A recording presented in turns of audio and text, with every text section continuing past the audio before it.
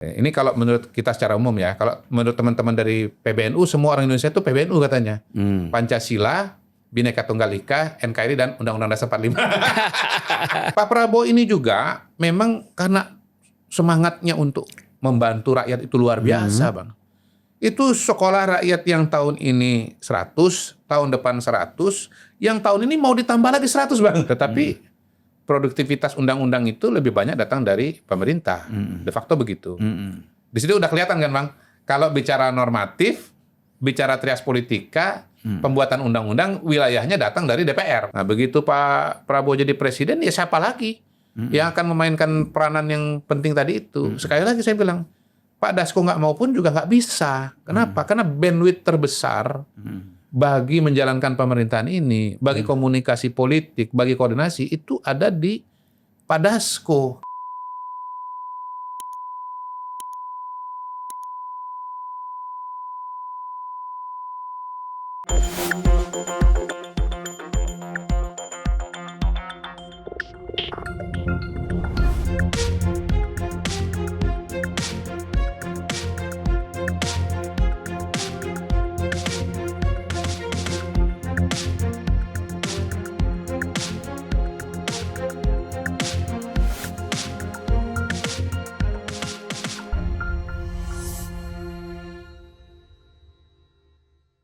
Bismillahirrahmanirrahim. Assalamualaikum warahmatullahi wabarakatuh. Waalaikumsalam warahmatullahi wabarakatuh. Salam sejahtera buat kita semua. Salam juga untuk seluruh para penonton Unpacking Indonesia dimanapun berada.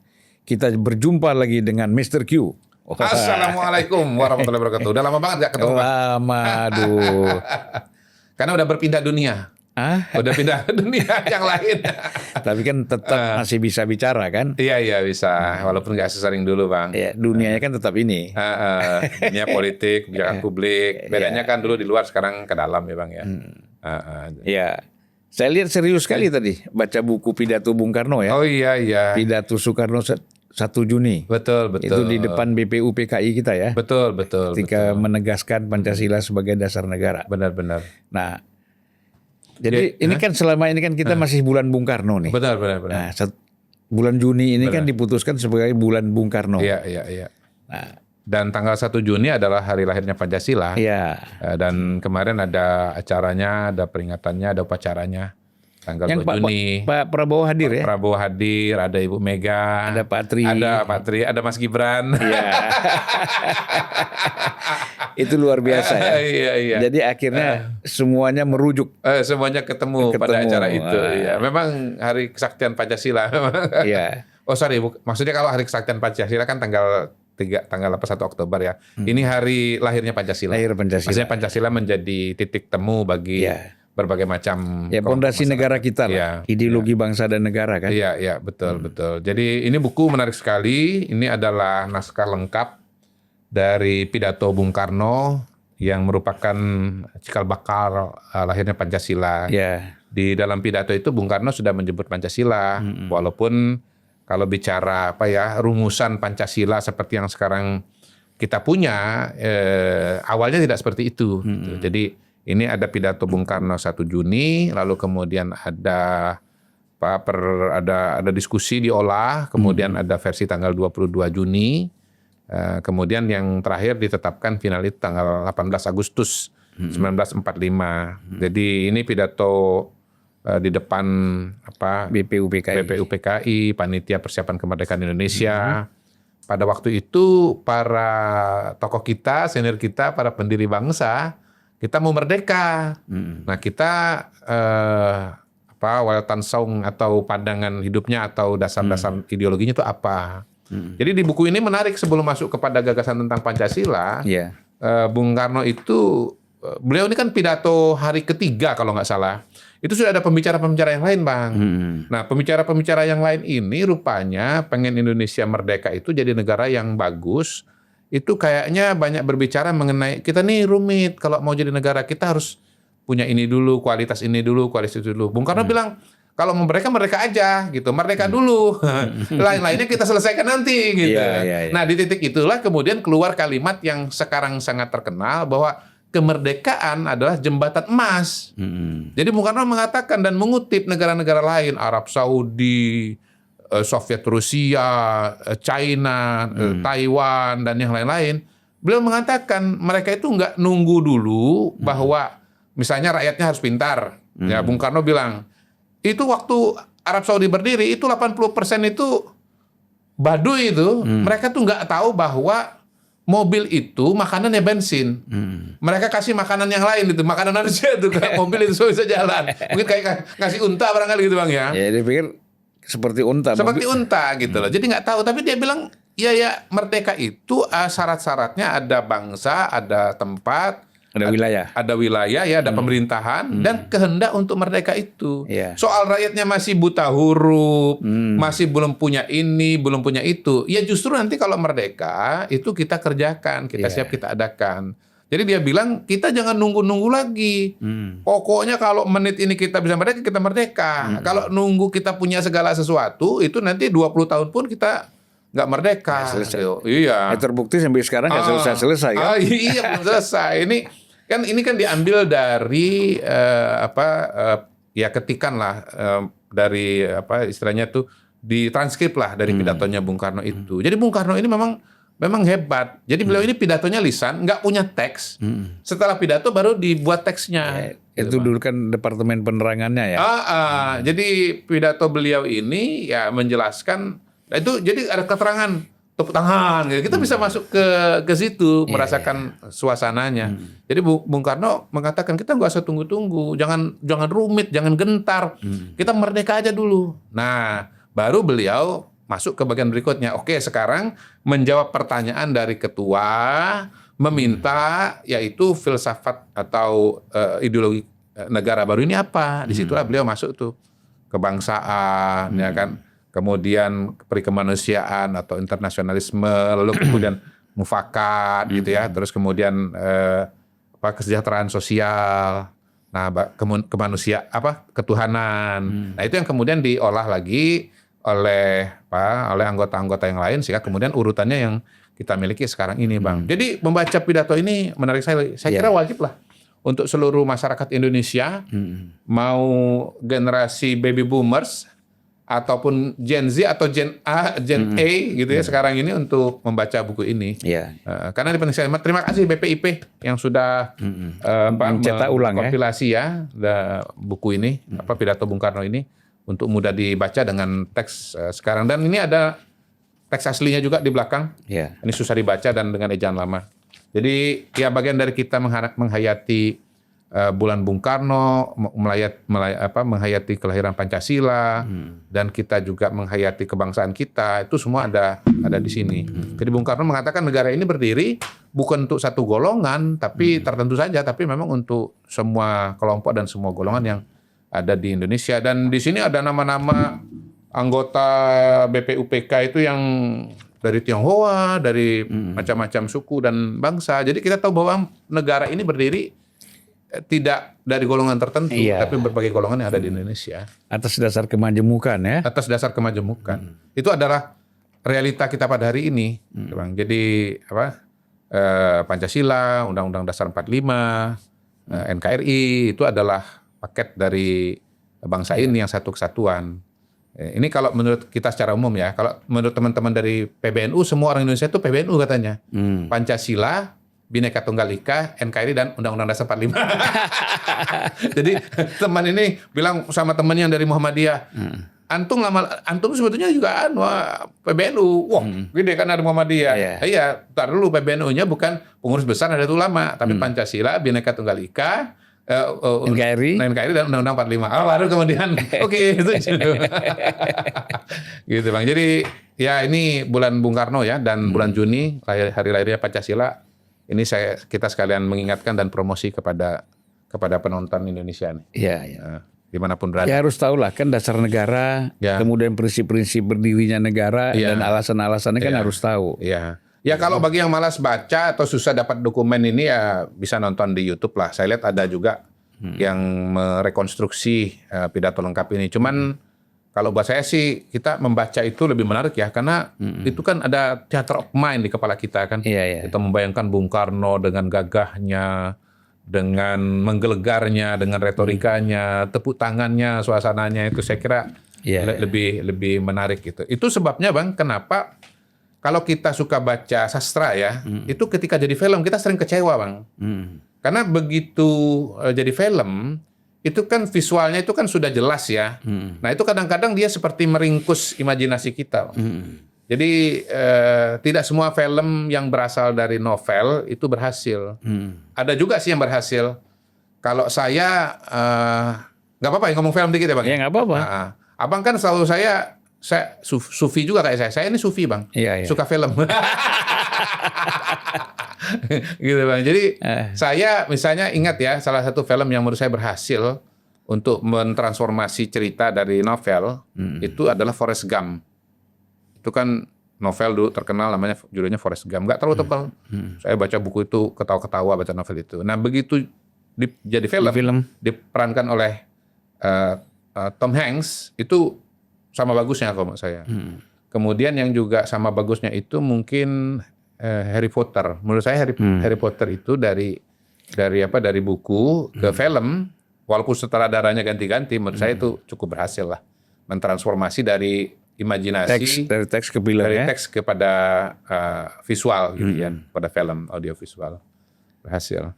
Abang nggak punya bayangan nggak mengenai film novel yang abang baca lalu kemudian jadi film dan bagus juga? Udah lama nggak. Udah lama nggak ya? Oh berarti bukan sufi abang ini? Masih. Masih, tapi sufi yang lain ya? Tapi film-film yang lain. Oh film-film yang lain. Yang jelas film halal ya. Film halal. Kita takut juga nanti kalau nggak halal kan. Iya, Bang. Jadi secara spesifik ya, apa yang dapat kita ambil dari pidato Bung Karno, kemudian juga dalam penetapan bulan Juni ini adalah bulan Bung Karno, lahirnya Pancasila kan? Iya. Ya pasti kita harus peringati hari lahirnya Pancasila karena ini kan ideologi bangsa kita dan mungkin bagi sebagian orang ini kan normatif, tapi sesungguhnya memang ini betul-betul menjadi titik temu bagi bangsa Indonesia. Jadi kita punya wilayah yang sangat luas dari Aceh sampai ke Merauke sampai Papua. Lalu kemudian kita juga beragam suku bangsa. Nah, bahwa ini semua menjadi bangsa dan negara itu tidak taken for granted sebetulnya. Ini adalah sebuah proses, sebuah perjuangan gitu. Nah, kalau saya kan pernah mengatakan mungkin di sini kita ini bisa bersama satu karena wilayah kita seperti dipetakan oleh Bung Karno itu dia sebagai satu kesatuan ya, archipelago itu ya. Nah, archipelago ini kan sebetulnya kalau 20-30 juta tahun yang lalu konon kabarnya itu sebetulnya ada dua bagian yang terpisah, Bang. Ada yang nempel benua Asia, ada yang nempel dengan benua Australia gitu. Makanya ada garis Weber itu. Fauna di sebelah barat dengan fauna di sebelah timur itu berbeda karena memang dulu asalnya dua kontinen yang berbeda. Tetapi karena proses pergeseran lempeng-lempeng tektonik akhirnya bergabung jadi satu seperti ini, jadi satu kepulauan. Nah, ini kita memang dekat satu dengan yang lain dan kita menjadi suatu bangsa. Dan ini kalau tidak ada yang mengikat yaitu ideologi, dia bisa tercerai-berai. Gitu. Nah, kalau tercerai-berai pada hari ini pasti ongkosnya besar sekali. Karena kita sudah jadi satu bangsa dan negara. Kalau ada kelompok-kelompok tertentu yang berusaha keluar dari frame ini, maka namanya itu jadi gerakan separatis. Gitu. Nah, separatis dimanapun kalau berlawanan dengan pemerintah pusat tingkat nasional itu pasti akan menjadi problem senjata gitu dan itu adalah konflik gitu. Nah, alhamdulillah kita dengan Aceh kan udah selesai. Nah, sekarang ini yang masih jadi PR itu kan di Papua itu. Karena masih ada gerakan-gerakan separatis. Makanya kita melihat di beberapa tempat di Papua sampai hari ini kan masih rawan dari segi keamanan gitu. Dan kalau sudah rawan dari segi keamanan, kita sulit bicara pembangunan, Bang. Jadi syarat dari demokrasi dan pembangunan itu sebetulnya adalah persatuan dan kesatuan atau stabilitas politik. Tanpa adanya stabilitas politik kita nggak bisa bicara demokrasi, kita nggak bisa bicara pemilu, kita nggak bisa bicara membentuk pemerintahan, karena wilayahnya sendiri masih disputed gitu loh, masih diperdebatkan. Nah, tetapi dan kalau kita nggak punya pemerintahan yang definitif, kita susah bicara mengenai program pembangunan karena yang akan dipakai programnya siapa, siapa yang punya hak, siapa yang punya wewenang untuk bisa melaksanakan pembangunan itu. Nah, saya dalam proses di KSP sampai sejauh ini ya, itu bisa merasakan juga Bang, bagaimana memang yang namanya stabilitas politik serta sistem pemerintahan yang berjalan dengan baik itu sangat menentukan gitu. Karena kita pada hari ini misalnya kita punya berbagai macam program yang mau dilaksanakan oleh pemerintahan, terutama program Pak Prabowo, itu dia kalau nggak punya stabilitas politik, nggak punya sistem politik, itu susah berjalan dengan baik.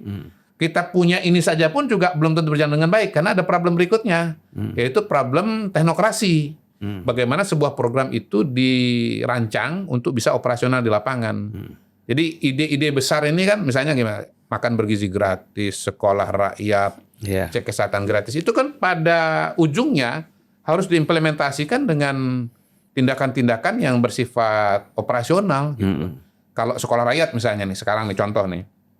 Saya sudah jalan ke Bekasi, jalan ke Bogor, ke Sukabumi, lalu ke Tanjung Jabung Timur dan Muaro Jambi, serta kota Jambi di Jambi. Itu Presiden mau ada sekolah rakyat. Sekolah rakyat ini adalah sekolah untuk keluarga yang karena dari keluarga tidak mampu. Balik seperti orde lama dulu kan SR.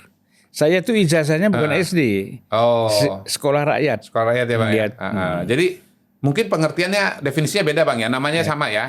Nah intinya gini, sekolah rakyat ini sebetulnya kalau lihat perpresnya itu sekolah untuk rakyat Bang.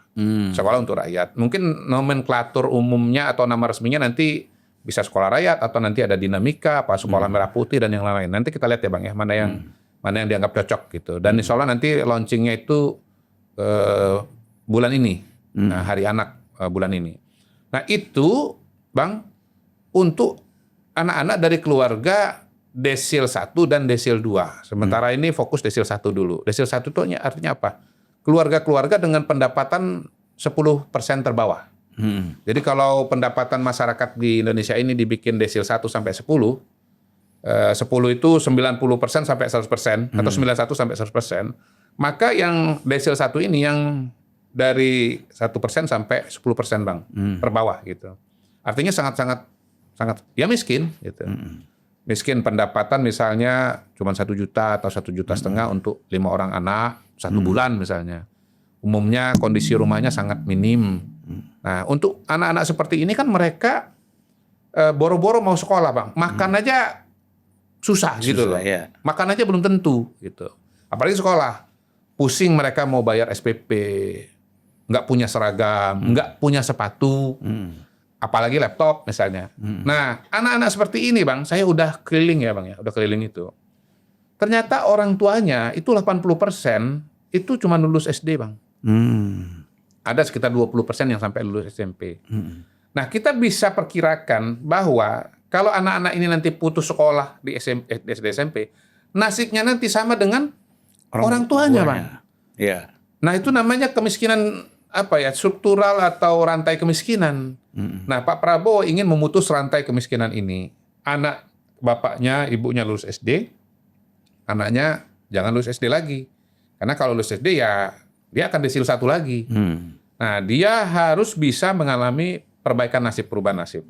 Dan memang, lagi-lagi nih hasil keliling, baca buku juga, lihat realita di lapangan, memang, dan pengalaman pribadi, pendidikanlah instrumen yang paling ampuh, paling jelas untuk mengubah nasib, Bang. Jadi kalau mau mengalami mobilitas vertikal, kuncinya adalah dengan pendidikan. Atau dengan sekolah. Iya. Nah, kalau mau anak-anak ini yang serba terbatas ini, dia bisa sekolah, perlu intervensi dari negara. Nah, itu salah satu ciri khas yang kuat dari Pak Prabowo adalah bagaimana negara harus hadir, negara harus membantu kalangan yang kurang beruntung atau tidak beruntung, supaya nasibnya berubah. Nah, dengan sekolah rakyat ini, Bang, nanti anak-anak itu yang SD masuk SMP, yang SMP masuk SMA, itu dia akan masuk sebuah sistem pendidikan yang komprehensif. Di mana dia sekolah nggak perlu pusing bayar SPP. Dia nanti dikasih seragam. Bagus-bagus, Bang. Nah, kemudian ini kan karena ilhamnya ini kan sekolah CT Arsa dan sekolah Taruna Nusantara. Jadi ada seragamnya bagus.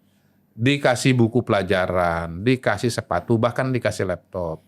Tinggal di asrama hidupnya teratur, makan 3 kali sehari, Bang. Jadi anak-anak ini, istilah saya, Bang, dalam semalam itu dari desil 1 dia jadi desil 9, desil 10, Bang.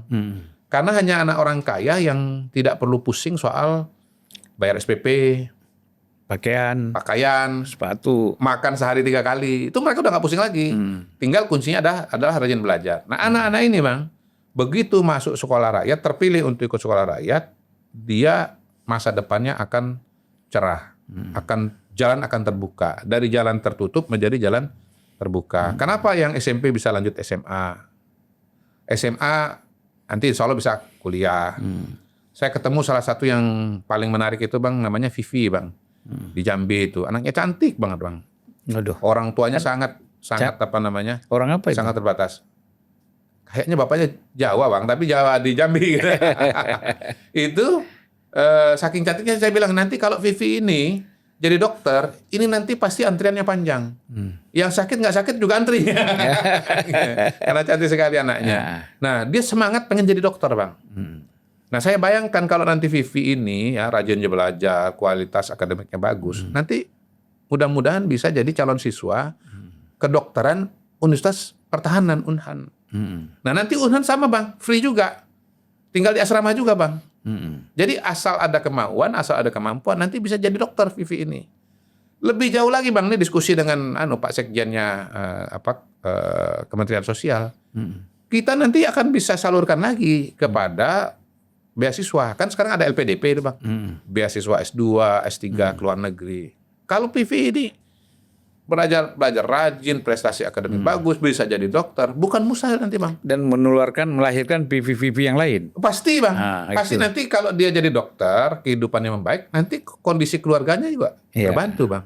Mudah-mudahan nanti adik-adiknya juga entah lewat sekolah rakyat, entah dia yang bantu, juga akan naik pangkat, naik kelas. Nah, untuk implementasi ini kan, Bang, luar biasa nih, Bang. Harus disiapkan sekolahnya. Sekolahnya nggak main-main, ya kan? SD, SMP, SMA. Lalu kemudian mekanismenya harus berjalan dengan baik, harus ada gurunya, ada kepala sekolahnya. Ini harus disiapkan, guru harus direkrut, kepala sekolah harus disiapkan. Ada retretnya juga, Bang. Nah, itu. Kepala asramanya juga harus disiapkan. Nah, ini semua harus disiapkan. Nah, perintah Presiden sekarang harus mulai ada itu sekolah rakyat. Diluncurkan pada tahun 2025. Nah, tapi kan untuk menyiapkan sekolah rakyat itu perlu waktu, membangun sekolah perlu waktu. Akhirnya skemanya disusun. Ini ada sekolah rakyat sementara atau rintisan yang menggunakan sentra-sentra rehabilitasi punya Kemensos, juga mentransformasi atau mengubah diklat-diklat gitu, Bang. Sambil nanti dibangun, dicari tanahnya. Saya keliling juga, Bang, lihat tanah-tanahnya itu ada kriterianya tuh sampai 7 item gitu. Untuk bisa layak dibangun sekolah rakyat. Nah, sekolah ini akan dibangun setahun ke depan. Kalau sudah jadi, baru nanti dari sekolah sementara ini pindah ke sekolah permanen. Nah, Pak Prabowo ini juga memang karena semangatnya untuk membantu rakyat itu luar biasa, Bang. Itu sekolah rakyat yang tahun ini 100, tahun depan 100, yang tahun ini mau ditambah lagi 100, Bang. 100 gitu. Dan rencana yang akan dipakai sebagai sekolah rintisan atau sekolah sementara itu, sekolah transisi itu adalah balai latihan kerja. Gitu. Saya udah lihat itu, Bang, kalau sekolah rakyat dari yang berasal dari sentra rehabilitasi itu insya Allah bagus. Karena fasilitasnya lengkap. Mereka kan udah biasa menangani penerima manfaat, apa masalah narkoba atau masalah kesehatan atau masalah ekonomi. Mereka udah biasa tuh. Mereka udah punya tempat menginap. Itu Mensos punya ya? Mensos punya, Bang. Jadi Kemensos ini sebetulnya dahsyat, luar biasa nih setelah saya lihat ya. Fasilitas-fasilitasnya itu luar biasa. Nah, tinggal beberapa ruang diubah jadi ruang kelas. Tapi sudah ada tempat fasilitas olahraga, tempat ibadah, sudah ada. Nah, kalau yang diklat, saya baru satu lihat, nanti akan keliling lagi melihat di tempat lain. Di Jambi itu mereka juga sudah punya ruang untuk belajar, kemudian untuk tempat menginap juga. Nah, itu sedang direnovasi.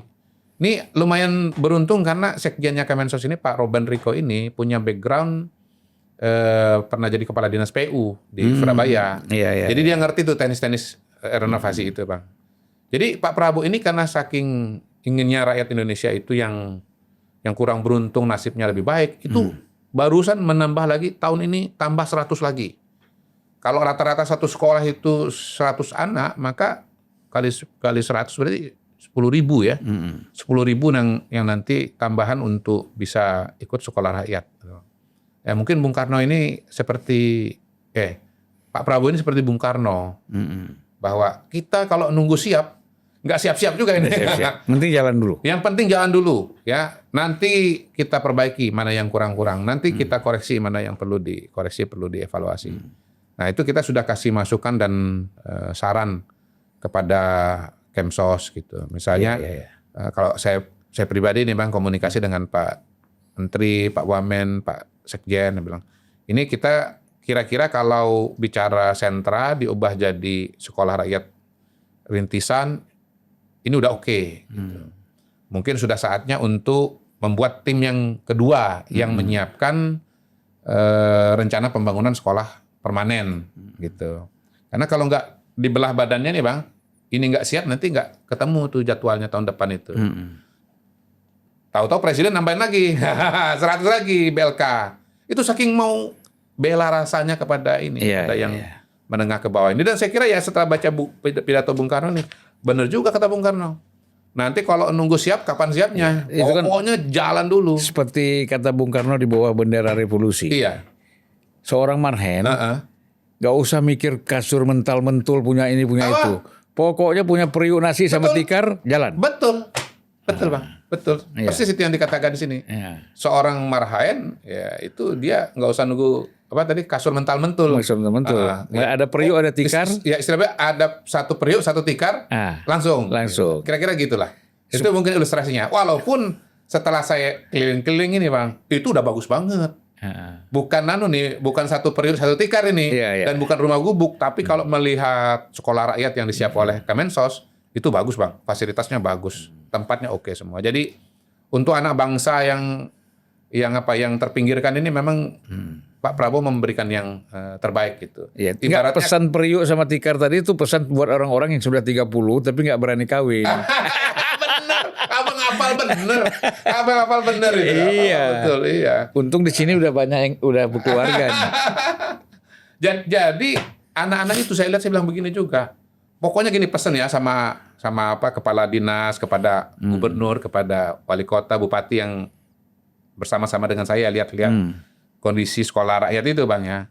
Tolong nanti dibuat yang nyaman. Jangan sampai dia di rumahnya udah sempit, udah terbatas, di sini nanti sama juga situasi kondisinya Bang. Jadi kita harus dari awal memberikan yang terbaik lah buat anak-anak itu. Ya tapi alhamdulillah sampai sejauh ini saya bilang ya syukur juga nih Sekjen pernah jadi orang PU. Jadi kalau renovasi nggak boleh main-main, nggak bisa main-main. Menteri sosialnya kan pernah jadi wali kota juga kan? Pernah wali kota, pernah wakil gubernur, lengkap Bang. Ya udah pernah punya pengalaman yang lengkap. Iya. Pernah menteri juga sebelumnya. Pernah menteri juga. Menteri daerah tertinggal kan? Dan yang terpenting beliau dari PBNU. Tadi apa? PBNU, PBNU. Ya kalau yang kedua itu Pancasila, Bhinneka Tunggal Ika, kemudian NKRI dan Undang-Undang Dasar 45. Ya.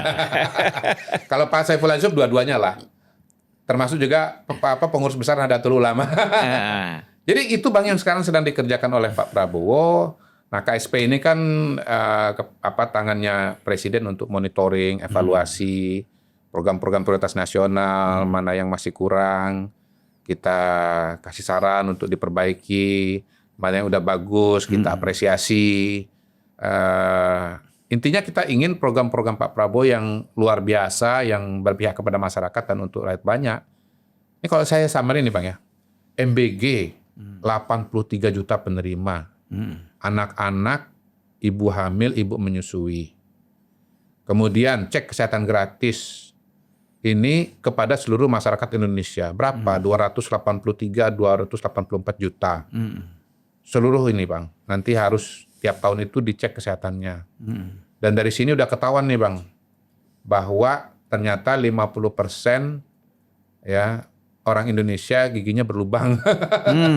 Nah dari sini kan kita bisa katakan mungkin Apalagi kalau di Palembang makan cuka terus ya. gitu. Dari sini kita bisa katakan misalnya ya mungkin terlalu sering banyak makanan manis. Mungkin saatnya Indonesia memberlakukan cukai makanan atau minuman berpemanis, Bang, gitu. Karena kalau bicara gula bukan cuman gigi, nanti efeknya kepada obesitas, Iya, iya. diabetes, dan yang paling parah gagal ginjal. Kalau gagal ginjal resiko kematian besar sekali, Bang. Dan yang juga gawat adalah bahwa ini penyakit kalau kena itu nanti menghabiskan anggaran negara besar sekali, terutama kalau dia ke BPJS kesehatan gitu. Jadi dari sekian juta yang sudah ikut cek kesehatan gratis pada hari ini, 3 yang tertinggi itu adalah hipertensi, kemudian diabetes, kemudian stroke. Itu penyakit yang ini ya, penyakit yang sebenarnya Bisa dicegah bisa karena lifestyle, Iya. karena gaya hidup, kebiasaan. Nah, artinya nanti dari cek kesehatan gratis ini kita tahu peta kesehatan masyarakat Indonesia dan kira-kira intervensi apa yang harus dilakukan. Jadi saya melihat di eranya Pak Jokowi dan Pak Prabowo ini makin-makin upayanya adalah menuju preventif, Bang, bukan kuratif, pencegahan. Iya, iya. Karena kalau sudah parah itu kan biaya besar, lalu kemudian juga lebih berat untuk Kan penyembuhannya. salah satu yang selalu kita nonton itu di Instagram, Facebook ataupun TikTok atau YouTube itu kan untuk mengatasi tadi itu diabetes, kemudian kolesterol, darah ya, darah tinggi, hipertensi Ya. dan lain-lain. Itu kan dengan jalan kaki, olahraga. Makanya harusnya menteri olahraganya sering jalan kaki. Ya kan, jadi paling nggak Sabtu Minggu dia jalan, jalan kaki di. Kalau Menteri Kesehatan sudah Bang, sudah exemplary. Beliau itu bukan cuma lari, bahkan beliau itu pelari, bahkan pelari maraton. Oh. Iya, ketika beliau mengatakan masyarakat Indonesia obesitas sentral gitu kan. Nah, beliau sendiri ramping lah. Pak PK itu ramping. Jadi apalagi sampai mana tadi? Sampai cek kesehatan gratis 283 juta. Lalu nanti kita bicara sekolah rakyat. Tahun ini 20.000, tahun depan tambah lagi. Kemudian nanti kita bicara juga mengenai misalnya perumahan. Itu yang bisa dapat subsidi perumahan atau alokasi rumah subsidi itu seingat saya udah 340.000. Dan rencana akan diberikan bantuan renovasi nih, Bang. Kepada 2 juta penerima, Bang. Jadi luar biasa sekali sebetulnya program-program Pak Prabowo ini. Banyak sekali program-program yang berpihak kepada rakyat. Jadi tantangannya adalah bagaimana ini bisa diimplementasikan dengan baik di lapangan. Ya makanya untungnya ada efisiensi dananya kan bisa digunakan ke situ kan. Betul. Daripada dihambur-hamburkan. Betul. Bukan tidak bermanfaat tapi kurang. Betul. Kurang Ya, jadi bermanfaat. ya program-program presiden ini banyak sekali. Terus ya memang ya kuncinya adalah bagaimana pemerintahan di tingkat pusat membuat desain operasionalnya lalu dibantu oleh provinsi, kabupaten, kota. Ini sedang retret gelombang kedua. Bagaimana membantu untuk implementasi program-program itu di lapangan. Dan beliau perlu orang-orang yang bisa membantu lah untuk bisa menjalankan program ini dengan baik gitu ya. Termasuk juga ya mungkin menyelesaikan masalah-masalah yang ada. Tadi pagi saya nggak sengaja itu baca di running text TV Pak Wamendagri mengatakan ada sekitar 30 kalau nggak salah ya, apa 40 pulau yang masih sengketa, Bang. Antara? Mungkin antar berbagai provinsi barangkali ya. Jadi sebetulnya kemarin ada cerita mengenai 4 pulau sengketa antara Aceh dengan Sumatera Utara. Itu rupanya itu nggak berdiri sendiri, Bang. Bukan masalah itu aja, di tempat yang lain juga masih ada.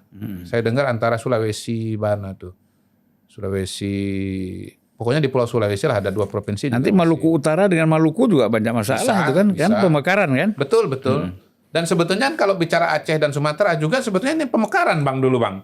Dulu satu kan? Iya. Aceh berpisah menjadi provinsi sendiri gitu. Dan kalau kita lihat sejarah yang saya baca misalnya di majalah di Harian Kontan, kalau nggak salah juga di Media Indonesia, memang dinamika kemarin sengketa 4 pulau ini itu bukan baru-baru aja. Sebetulnya lepas bahwa ada keputusan presiden ya bahwa ini kembali ke Aceh, kemudian keputusan Mendagri direvisi, sebetulnya itu sudah ada dinamika mengenai pemetaan 4 pulau ini. Jadi bukan masalah ini istilahnya di tangan Pak Tito sendiri, tetapi bahkan sebelum-sebelumnya itu juga sudah terjadi dinamika. Gitu. Walaupun akhirnya yang jadi kunci itu adalah kesepakatan antara, kalau nggak salah tahun 92 ya, antara Raja Inal Siregar almarhum, Gubernur Sumut pada waktu itu dengan Gubernur Aceh pada waktu itu, bahwa udah disepakati itu adalah bagian dari Ibrahim Hasan. Ibrahim Hasan ya, dari bagian dari abang orang Aceh ya, bagian dari Aceh gitu.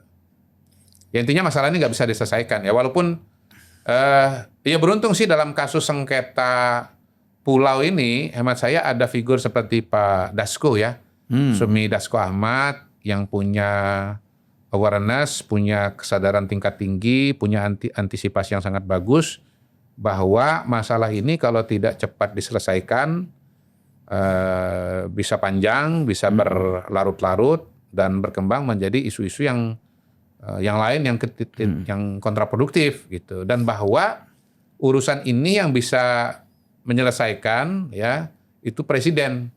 Istilahnya kalau bahasanya the buck stop here gitu ya. Itu kalau presiden Amerika. Ini kalau presiden Indonesia ini berhenti di tangan Pak Prabowo. Jadi ada figur seperti Pak Dasko yang menyadari bahwa ini bisa menjadi masalah yang lebih besar, kemudian bisa komunikasi dengan Pak Presiden, tentu bersama dengan pembantu Presiden yang lain, dengan Pak Prasetyo, Seknek, dengan Pak Teddy, ya Seskap, bersama-sama membawa agar masalah ini diselesaikan dengan cepat. Gitu. Komunikasi juga dengan Pak Tito. Iya. Jadi kita lihat pada hari itu diputuskan, mereka rapat dengan Pak Prabowo jarak jauh, telekonferensi.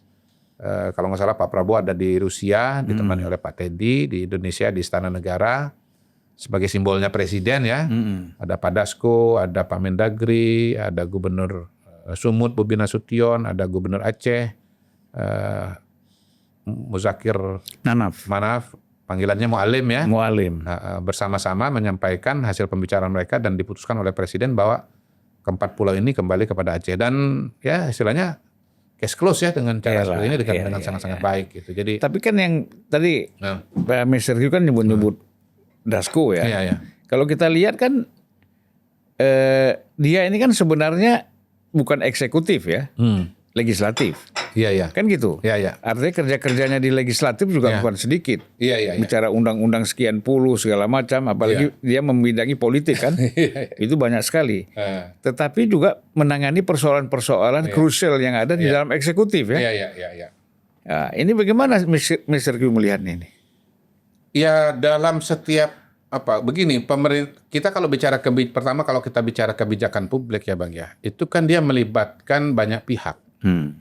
Jadi dalam melahirkan satu undang-undang, melahirkan APBN, di situ ada legislatif tapi juga ada eksekutifnya. Eksekutif.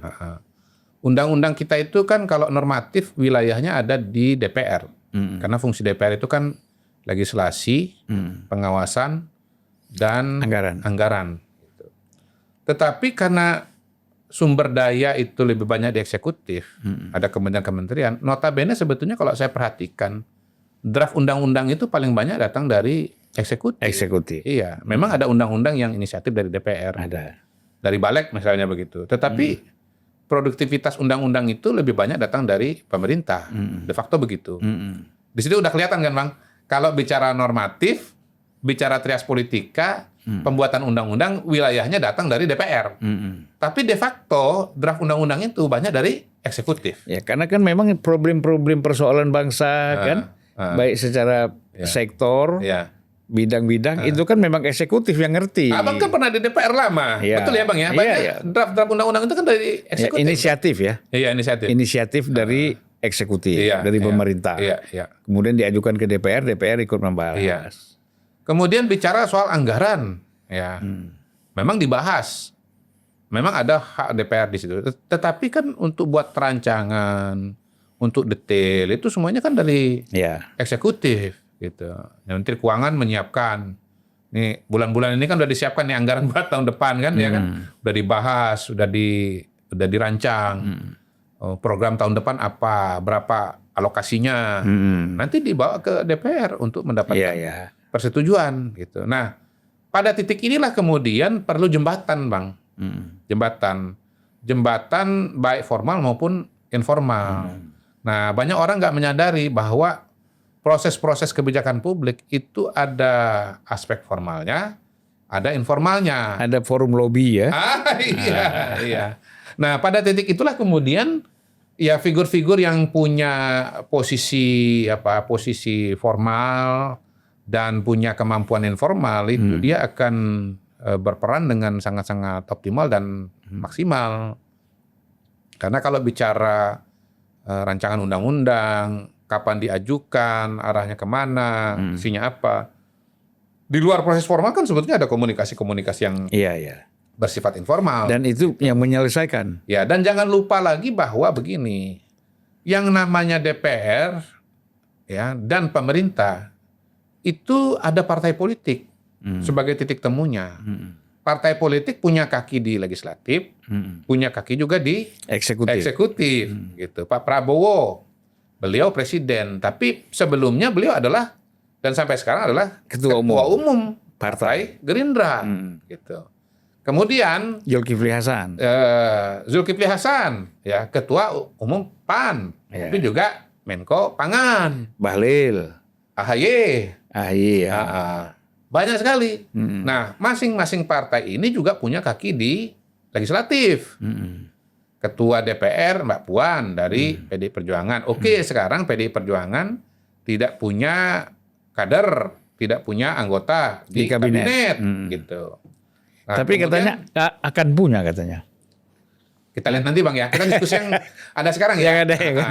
Kalau soal kemungkinan ke depan, di situ saya bedanya dengan dulu dengan sekarang. Kalau dulu saya berani ngomong, kalau sekarang saya enggak.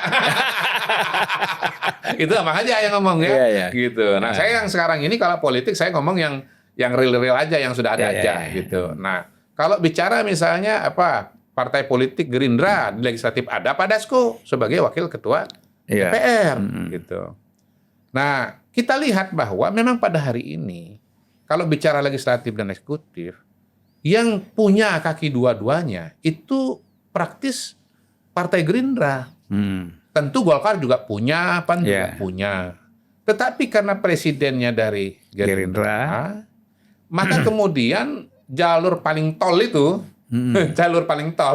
yang lain jalur semua. Tapi mungkin bukan tol, kan gitu kan. Mungkin tol tapi nggak lebar gitu. Jadi jalan tol dan lebar itu hanya Gerindra. Kalau kita bicara sinyal seluler, itu yang bandwidth-nya paling gede, itu bandwidth-nya Gerindra. Nah, pada titik inilah kita bisa melihat bagaimana peran Pak Dasko itu secara struktural, otomatis sangat diperlukan dengan sangat penting gitu loh.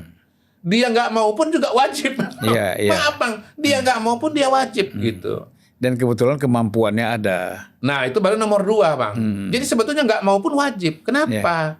Kita udah lihat bagaimana antara legislatif dengan eksekutif itu memang harus komunikasi. Presidennya Gerindra, ketua umum. Nah di DPR ada Gerindra juga Pak Dasko, ketua harian.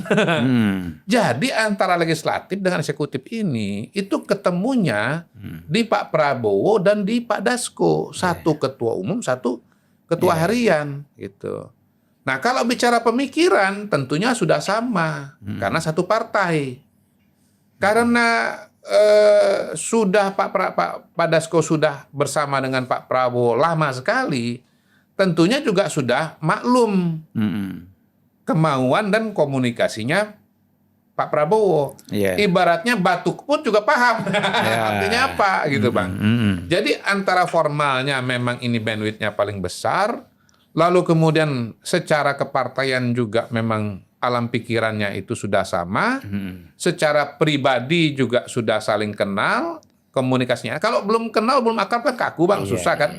Ngomong itu susah gitu. Nah yang berikutnya lagi memang Pak Dasko juga punya kemampuan komunikasi yang luas dengan berbagai macam pihak, kemampuan komunikasi bineka tunggal Ika Bang, gitu. Pak Dasko bisa komunikasi dengan berbagai macam kelompok. Beliau di legislatif bisa komunikasi dengan eksekutif, ya kan? Beliau sebagai wakil ketua DPR bisa komunikasi dengan Mendagri. Beliau sebagai wakil ketua DPR bisa menjangkau kepala daerah, bisa komunikasi dengan Gubernur Sumatera Utara, bisa komunikasi dengan Gubernur Aceh. Gitu. Beliau bisa komunikasi dengan kalangan aktivis, ya. Bisa komunikasi juga dengan ketua koordinator asosiasi bupati. Ya itu Bang. Jadi karena beliau bisa komunikasi, maka ya ketua asosiasi bupati atau pemerintah kabupaten se-Indonesia namanya Pak Bursa Zarnubi. Gitu. Ya. Gerindra juga. Gerindra juga. Gerindra juga. Gitu. Jadi saya cuma ingat begini bahwa Pak Dasko itu sudah kenal dengan Pak Bursa. Pak Prabowo juga kenal dengan Pak Bursa gitu. Nah, ketika Pak Bursanya jadi bupati, beliau langkah-langkahnya sinkron dengan pemerintah pusat. Di tingkat pusat Pak Prabowo melakukan efisiensi. Nah, Pak Bursa nggak diminta, paham aja melakukan efisiensi juga. Dari berapa? 3,2 ya kalau nggak salah itu APBD Lahat, Kabupaten Lahat. Itu beliau bahkan sampai 400 miliar lebih di efisiensi dan realokasi. Nggak boleh efisiensi aja Bang, satu paket. Efisiensi dan realokasi. Kalau efisiensi aja duitnya dipotong. Kalau realokasi duitnya masih ada. Dipindahkan untuk sektor-sektor krusial, sektor-sektor efektif. Apa? Yaitu untuk ketahanan pangan, membangun irigasi supaya lebih banyak lahan sawah yang bisa diairi dan karena itu nanti produksi beras dari Lahat akan meningkat gitu Bang. Jadi mungkin pusat juga ngelihat, Pak Dasko juga mungkin melihat bahwa Pak Bursa ini punya inisiatif yang mendukung program pemerintah untuk ketahanan pangan. Inisiatifnya bagus, lalu kemudian juga temannya banyak. Saya kira banyak tuh bupati wali kota itu yang anak buahnya Pak Bursa ya. Mungkin di HMI, mungkin di yang HMI, GMNI, GMKI. Kami. Bukan, namanya itu apa? Forum Cipayung. Cipayung. Forum Cipayung yang sebagai aktivis senior kami, itu kan semua kan kenal dengan Bang Bursa. Enak komunikasinya, enak jadi contoh. Jadi gitu Bang. Seperti saya sampaikan di depan bahwa pemerintahan ini baru berjalan dengan optimal kalau semuanya sinkron. Pusatnya jalan, provinsi dan kabupaten kotanya juga jalan. Dengan baik. Gitu. Contoh ya, cek kesehatan gratis. Memang penyelenggaranya adalah Kemenkes. Tapi kalau misalnya nggak di backup oleh kepala daerah, itu juga mungkin akan sulit berjalan dengan optimal. Karena misalnya begini, saya datang ke puskesmas di Kabupaten Banyuasin, Sumatera Selatan. Di situ ada beberapa peralatan yang tidak optimal, gitu. Artinya harus diganti atau diperbaiki. Contoh konkret aja nih, kalau saya nggak salah ingat itu kursi dokter gigi. Dokternya ada, dokter giginya ada, kursinya bermasalah. Itu saya bisa tanya tuh dengan Pak Bupatinya. Mau suntik gigi, kena bibir pula. Gitu Bang. Jadi saya tanya, gimana ini? Saya dapat info bahwa kursinya ini udah nggak optimal. Nah itu akhirnya Bupati bilang, kita sudah mintakan. Itu kan proses administrasi peralatan itu kan harus datang dari daerah Bang. Kalau daerah nggak menyediakan informasi, tidak meminta, pusat kan juga nggak bisa menyediakan. Jadi partisipasi dari pemerintah kabupaten kota itu penting sekali. Kan ada dinas kesehatannya kan ada kan? Betul. Nah, tapi kan dinas kesehatan kan yang milih kan bupati Bang. Yang ngangkat, yang nunjuk kepala dinas kesehatan bupati. Iya. Di satu sisi beliau kan memang ada komando ke atas ke Pak BGS. Tapi kalau pada hari-hari dia kan lebih sering ketemu dengan Pak Bupati. Dan yang ngangkat Pak Bupati. Siapa Anda jadi kepala dinas secara kesehatan struktural. Iya. Jadi kalau nggak komunikasi dengan baik itu nggak bisa jalan. Saya ketemu dalam beberapa kasus kok bahwa yang namanya kepala dinas kesehatan itu awalnya adalah kepala puskesmas. Sebelumnya dokter di puskesmas. Mungkin oleh bupati dilihat punya kemampuan, lalu ditunjuk jadi kepala dinas kesehatan, Bang. Jadi datang itu datang dari daerah. Kemudian bicara mengenai apa? Sekolah rakyat tadi, kalau dia itu adalah diklat, biasanya itu dimiliki oleh daerah. Nah, kalau tidak diizinkan, tidak didukung oleh gubernur, oleh bupati, kan nanti akan soal itu. Iya, iya. Nggak bisa dikerjakan. Atau Dan nggak yang bisa paling banyak diproses. balai-balai itu kan punya PU banyak itu. PU ya. PU. Kalau PU mungkin balainya bukan balai latihan kerja, Bang. Kalau Iya. balai latihan kerja dia ke Disnaker. Jadi pada hari ini kelihatannya yang perlu dukungan itu dari Disnaker. Mungkin Disnaker mungkin kan Menteri Tenaga Kerja di tingkat pusat instruksi. Tapi kan ujung-ujungnya implementasi di lapangan kan dengan kepala daerah, Bang. Iya, iya. Gitu. Nah, balik soal Pak Dasko tadi, memang Pak Dasko ini saya lihat memang memiliki hubungan yang spesial ya dengan Pak Prabowo dan memainkan peran-peran yang spesial ya, terutama misalnya di awal pada saat tahun 2019 itu Pak Prabowo bergabung dengan Pak Jokowi dalam pemerintahan. Saya melihat di situ peran Pak Dasko itu penting ya dan sentral. Beliau dari sisi Pak Prabowo, dari sisi Pak Jokowi mungkin pada waktu itu Pak Budi Gunawan.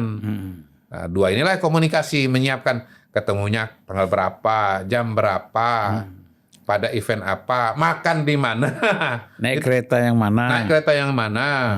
Itu kan dua ini yang menyiapkan. Nah, begitu Pak Prabowo masuk ke dalam pemerintahan, lalu kemudian misalnya menuju pemilu, Pak Dasko juga berperanan dalam proses itu. Nah, begitu Pak Prabowo jadi presiden, ya siapa lagi yang akan memainkan peranan yang penting tadi itu? Sekali lagi saya bilang, Pak Dasko nggak mau pun juga nggak bisa. Kenapa? Karena bandwidth terbesar bagi menjalankan pemerintahan ini, bagi komunikasi politik, bagi koordinasi itu ada di Pak Dasko, gitu loh. Partai yang berkuasa adalah Gerindra, partai yang punya kaki di legislatif dan di eksekutif adalah Gerindra. Kemudian Pak Prabowo adalah ketua umum Gerindra, Pak Dasko adalah ketua harian. Jadi Pak Dasko nggak mau pun juga wajib, nggak bisa nggak mau gini, Bang. Iya, iya. Harus memainkan peran sebagai penghubung, sebagai konektor, bahkan sebagai jembatan kebangsaan tadi itu. Gitu. Ya termasuk pertemuan dengan Ibu Mega kan? Pertemuan dengan Ibu Mega baru-baru ini, Iya. yang menyiapkan waktu, yang mengatur waktu, dan pertemuan yang berikutnya itu kan ya Pak Dasko sendiri yang datang mewakili Pak Prabowo, komunikasi dengan Ibu Mega. Bisa Mohon kita maaf ya Pak Yang ini, kalau Enggak. kasus misalnya gini, kasus 4 pulau Aceh versus Sumatera Utara ini, kalau bukan Pak Dasko, rasanya kan susah. Istilahnya siapa lu kan gitu kan? Gitu. Kalau nggak punya standing formal, nggak punya pendekatan komunikasi pribadi yang bagus kan susah. Ini harus bisa ngomong dengan Aceh, harus bisa ngomong dengan Sumatera Utara, harus bisa ngomong dengan Mendagri, harus bisa ngomong dengan Seknek, harus bisa ngomong dengan Presiden. Gitu, Bang. Siapa yang bisa begitu itu? Yang titik temu, figur yang titik temu bisa ketemu dengan ke atas, ke samping, ke bawah itu siapa? Pak Dasko itu. Jadi menurut saya ya pada hari ini kita beruntung bahwa ada figur seperti Pak Dasko yang menjadi jembatan kebangsaan, jembatan antara eksekutif legislatif, antara pemerintah pusat dengan pemerintah daerah, ya, antara berbagai orang dengan latar belakang politik yang berbeda. mungkin bisa kita simpulkan. Ya. Pak Dasko ini mungkin salah satu inisiator ya. Inisiator kemudian disampaikan kepada presiden Ya. karena tadi bandwidth-nya besar. Bandwidth-nya besar. Ah, Ya. Tentu ada komunikasi. Ya. Presiden melihat ini masuk akal dan segera diambil ini Iya. perintah komunikasi dengan yang lain kan. Iya, iya. Kalau dikasih sama yang pakai wifi kan susah. Atau bandwidth-nya kecil, Bang. Kecil. Iya. Gitu. Nggak muat dia dengan loading yang begitu besar, dia nggak muat, dia nggak sanggup, Bang. Jadi hang terus. Hang terus. Ya. Miscommunication gitu loh, nggak nyampe. Nah ini terakhir, kita udah hampir 1 jam ini, Oh, iya, iya. Mr. Q. Kalau Mr. Q melihat ya, kan sebagai wakil kepala KSP, ya kan? Dan di sana program-program banyak sekali. Iya, iya. Dan pasti strategi-strategi persoalan negara ini di sana pasti ada. Iya. Ya karena komunikasi dengan berbagai lintas kementerian Iya. ya. Nah, sebenarnya untuk mengatasi tadi persoalan kesehatan, mengatasi persoalan kemiskinan, Iya. ya, kurang gizi dan segala macam. Iya. Nah kemudian juga bicara soal pendidikan, Ya. sebenarnya bisa digambarkan nggak secara sekilas saja, Iya. grand strateginya nih apa nih? Ya, kalau kita lihat Pak Prabowo waktu acara di Rusia kemarin, beliau kan mengatakan prioritas beliau ketika memegang tampuk kekuasaan adalah kedaulatan pangan, kedaulatan energi, kemudian kesejahteraan, pengembangan SDM, kemudian membangun ekonomi dan membangun industri. Itu Bang, kalau dari Pak Prabowo. Iya, iya. Kalau bahasa saya nih, izin ya, bahasa saya nih. Pak Prabowo itu ingin mengembangkan SDM. Ya, semua program Pak Prabowo itu Bukan dalam rangka ISDM ya, SDM ya? sumber daya manusia. Iya, bukan energi ya. Bukan SDM, Bang, pengembangan sumber daya manusia. Jadi ingin agar Indonesia maju itu syaratnya adalah SDM yang berkualitas. MBG untuk meningkatkan kualitas kesehatan, untuk meningkatkan kualitas IQ. Gurunya bagus, kurikulumnya bagus, teknologinya mapan. Tapi kalau muridnya stunting, kurang gizi, nggak bisa konsentrasi, badannya gemetaran, Iya. nggak bisa menyerap ilmu. Oke, nggak stunting, tapi IQ-nya rakyat Indonesia 50% paling bawah. Bagaimana kita bisa ngejar Singapura, ngejar Korea, ngejar Cina? Karena balik lagi, bandwidth-nya tadi terbatas gitu Bang. Iya. Jadi cara meningkatkan atau menyelesaikan masalah stunting, masalah IQ itu dengan memberikan makanan bergizi. Kemudian oke, gizinya udah cukup, tapi kesehatannya buruk, tidak terpantau, sakit. Makanya ada cek kesehatan gratis. Oke, gizinya udah diperbaiki, kesehatan sudah oke, tapi misalnya dia nggak punya uang bayar SPP, buat makan, beli buku, kasih sekolah rakyat gitu Bang. Iya, iya. Gitu. Jadi udah komprehensif ya. Komprehensif sekali Bang. Nah yang kedua, kalau kita bicara Pak Prabowo, menurut saya Pak Prabowo itu ingin memastikan agar bangsa dan negara kita ini kuat. Tidak ada bangsa dan negara yang kuat kalau dia nggak cukup pangan, nggak cukup energi. Dan pada hari ini, hemat saya, Pak Prabowo sangat akurat, sangat benar. Dengan begitu banyaknya konflik, ya bisa jadi akan ada kendala pangan. Kita mau impor barang, barangnya ada tapi nggak bisa impor. Karena perang. Energi kita mau kirim nggak bisa. Ini kan sekarang ya lagi perang antara Iran misalnya dengan Israel. Lalu nanti misalnya berkembang jadi besar. Lalu Iran tutup Selat Hormuz. Nah, Selat Hormuz itu kan adalah sumber lalu lintas minyak dari Teluk Persia. Negara-negara produsen minyak, Arab Saudi, dan yang lain-lain, itu dia adalah bagian dari negara-negara Teluk Persia. Nah, minyaknya mungkin terganggu keluar dari Selat Hormuz. Minyak Asia ini banyak datang dari Timur Tengah Bang, karena memang dari jarak. Selat Hormuz keluar itu kan langsung lautan India.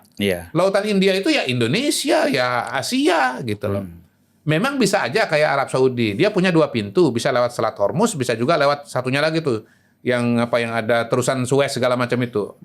Bisa lewat situ. Tapi tetap aja akan terganggu, harga minyak naik, nggak bisa dikirim. Nah, jadi memang kita ini harus mandiri secara pangan, mandiri secara energi. Itu yang dikejar oleh Pak Prabowo pada hari ini, gitu loh.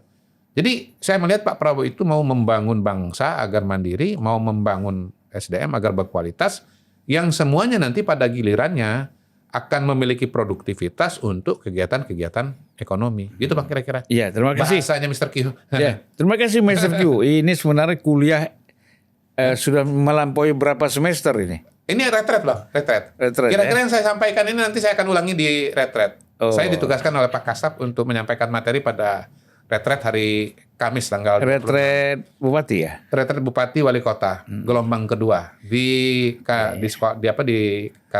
kampus IPDN di Gak ada program retret untuk YouTuber ya? Kayaknya bagus juga Bang, nanti kita usulkan. Iya, karena gini, setelah ini ada satu program baru. Retret untuk sekretaris daerah, untuk sekda.